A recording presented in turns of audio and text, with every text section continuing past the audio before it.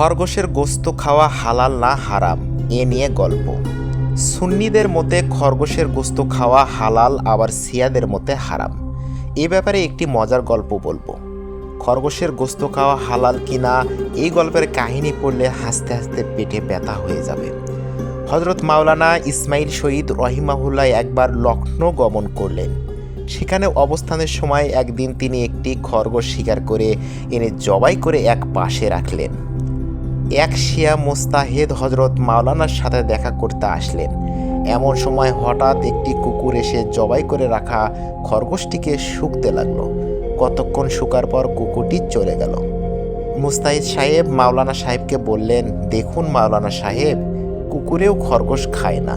এই কথা বলার কারণ হলো শিয়া মাযহাবে খরগোশ খাওয়া হারাম। মাওলানা সাহেব তৎক্ষণাৎ জবাব দিলেন, এটা খরগোশ কুকুরের খাওয়ার জিনিস নয়, এটা মানুষের খাদ্য। তিনি এত সূক্ষ্ম এবং ভদ্রভাবে শিয়াকে কুকুর এবং সুন্নিকে মানুষ বললেন যে শিয়া মুস্তাহেদ সাহেব হতবাক হয়ে পড়লেন।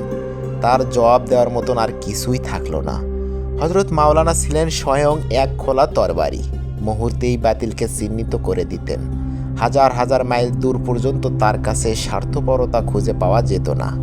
শিয়া মতবাদের আত্মপ্রকাশ ঘটে এই নিয়ে যে আবু বক্কর, উমর ও উসমান রাদিয়াল্লাহু আনহু এর তুলনায় আলী রাদিয়াল্লাহু তাআলা আনহু নাকি খেলাফতের বেশি হকদার ছিলেন।